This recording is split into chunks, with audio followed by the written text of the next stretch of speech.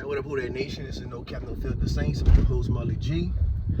Back at y'all another episode, and Chris Olave, man. Look like his season is probably done for the New Orleans Saints, man. He's going to be put on IR. He's going to be talking to experts on his concussion situation and seeing what the best route is. Damn, another season, Chris Olave just might have played his last down in the New Orleans Saints uniform, man. Thanks to Derek Carr, Now, there's been a lot of debate on what's a hospital ball, what's not a hospital ball. But, man, bro. That's I don't know, man. The hit, some people think it's a hospital ball. Some people think it's not a hospital ball. Some people think it's not a hospital ball, but it was a dirty hit by the player, which that guy was fined a few times for non-legal hits this season. So it's a difference in opinion right now. And it's crazy because Chris Olave, he's had a history of these concussions, on these type of 50-50 balls or these type of balls across the middle and things of that nature. But he added 10 to 12 pounds to try to combat that this season. But I guess it was not enough, And some players, man, just lighten the ass, and some players just have bad luck. And I think Chris Olave, he's just one of the players who just having bad luck, just bad quarterback play during his time in New Orleans. You had Andy Dalton, you had Jameis Winston, you had goddamn Derek Carr, you got a rookie and Spence Rattler. You just had not good quarterback play. You had below average to average quarterback play. But Saints bye week is coming up, and after the bye week, they should be relatively healthy. Minus Marshawn Lattimore, who was traded, Adebo, who's out for the year, Rashid Shaheed, who's out for the year, and things are up in the air right now with Chris Olave, but let's just assume that he probably be out for the year. And after the bye week, he probably still be on IR. So you're going to be out. You're starting 2 cornerbacks, and you're starting 2 wide receivers from the beginning of the year. But this give a good chance for people to step up. When it comes to a wide receiver room, I don't believe in none of these guys. I don't believe in Bub Means. I don't believe in Equanimous Brown, St. Brown. I don't believe in him, even if he's still even on the team. I don't believe in Cedric Wilson. I don't believe in who else we have on the wide receiver room. Shit, wide receiver room looking real thin right now. But I don't believe in none of these guys. Like, I think the wide receiver 3 and the wide receiver 2, and maybe even a wide receiver 1, not even on the team right now. He'll probably be on the team for long term, But other than that, I don't think our wide receiver 1 probably not on the team, or our wide receiver 3. Still need to find a 3. And the 1, who knows? From Chris Olave's brother, he was like, man, he got to get up out of New Orleans. Now, he did tweet and say, yeah, man, his opinions is his opinions on Twitter, not his brother's. But I don't believe that relationship was all the way patched up with Olave and Derek Carr. Like, I just don't see the chemistry between them two. I don't see the body language between them two. It just never clicked to me. Even when Chris Olave was out there, he never really got talking from Derek Carr. Chris Olave was like the 3rd and 4th read. Well, not the 3rd and 4th read, but like the 2nd and 3rd read.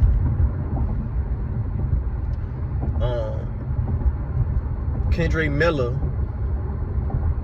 news been coming out about him, and Dennis Allen just ain't like the dude. Like, this all been speculated beforehand. Like, news just coming out to people and they finding out about it. But I kind of been knew about this with Dennis Allen and Kendra Miller, thanks to Adam from Saints Block Party podcast. All the way going back to last year. Like, people was like, oh man, he's on IR, he's always injured, but it's been kind of put to the public that, not really. Dennis Allen just don't like him. So when you the head coach, that's why I be saying, bro, being a defensive coordinator and being a head coach is two totally different things. When you the head coach, you literally have power and control over a lot of stuff with the team. You literally are the final decision maker when it comes to a lot of stuff with the team. You the person who could say who could start out there and who could get benched out there. You the person who could say, now he need to sit and be on IR. You got to say so to make all that happen. You got to say so on how to go about practice, how to go about logistics when it comes to traveling, how to go about the details, what type of cleats players need to be wearing. Like, you are in charge of all that. And you really think Dennis Allen is smart enough as a head coach to be in charge of all that and have sustained success? No. That's why I'm glad he's fired. I never prayed on somebody's downfall as much in my whole life until Dennis Allen was my head coach. But I can tell you one thing. Kendrick Miller ain't as injury prone like people are making it seem. That guy just was at odds with Dennis Allen. You know, like a lot of people talk about Sean was at odds with Dennis Allen. Same thing with Kendrick Miller. You know. And look at Trevor Penning. He's playing pretty good this season. I think he was at odds with Dennis Allen a little bit too. Like when it came to Kendrick Miller and when it came to Trevor Penning, Dennis Allen ain't hold back what he wanted to say. But when it comes to Derek Carr, oh, he don't really hold Carr accountable for anything. You know, and that's been one of the reasons why people was just out on Dennis Allen. You throw people under the bus. You don't have accountability across the board for everybody. You say all these crazy things about certain players. When it comes to Derek Carr, you protect him. Like it was just a lot of unfair stuff going on with Dennis Allen. A lot of unfair stuff. And this dates back all the way to his Raider days. Like you can ask a Raider fan how he used to treat the quarterback. I forgot the quarterback name. I think it was Terrell Pryor.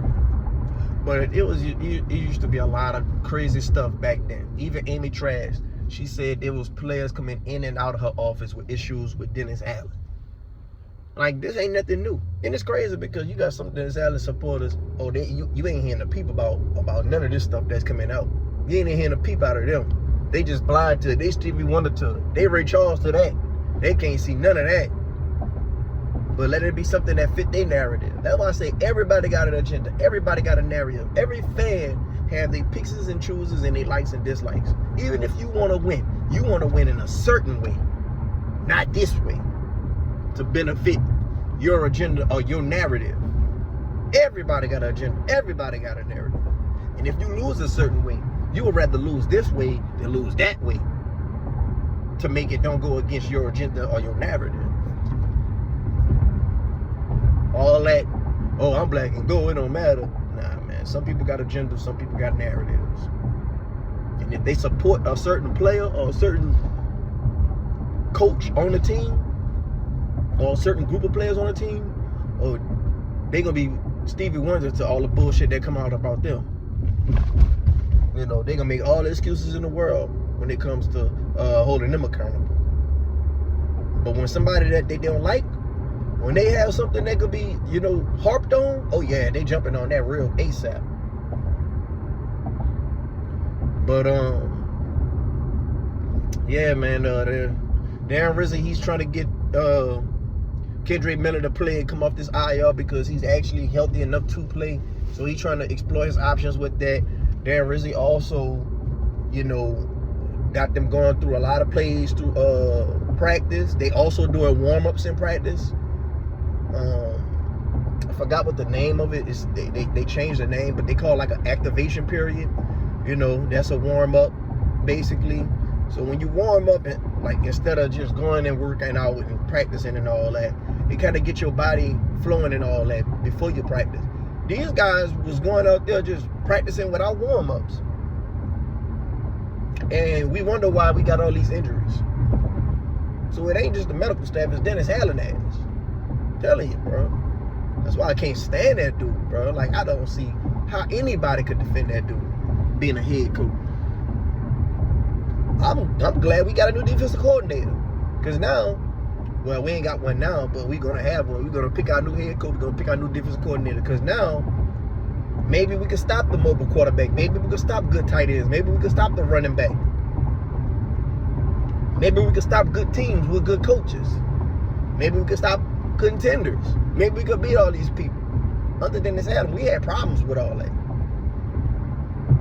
And even if we stop the quarterback being mobile on us, he still threw for 300. And everybody keeps talking about injuries. Mickey Loomis is trying to blame everything on injuries. Dennis Allen is a fantastic coach. You go around the league, anybody will say he's a fantastic coach. Bullshit.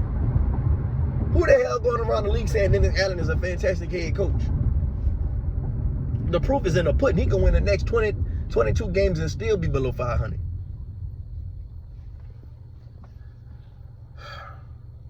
Mind you, Derek Carr is 0-4 in his last 4 starts. Of those 4 starts, he only played against one contender. The 2 games that he won before those 4 starts were 2 teams that's not a contender and not going to be in the playoff likely. The Cowboys and the Panthers. The only team that was a contender out those 4 losses was, you guessed it, the Kansas City Chiefs. Yep. So, and I don't want to hear no injuries and all that when it came to Derek Carr came back. Derek Carr had enough people to go out there and beat the Panthers. Derek Carr had enough people to go out there and beat the Falcons. Let me tell it, the Eagles were more injured than us.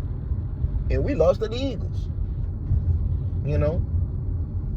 Who else we lost to? The Panthers, the Eagles, the Falcons, and the Chiefs. Yeah. The Chiefs were injured. But you know what the Chiefs did?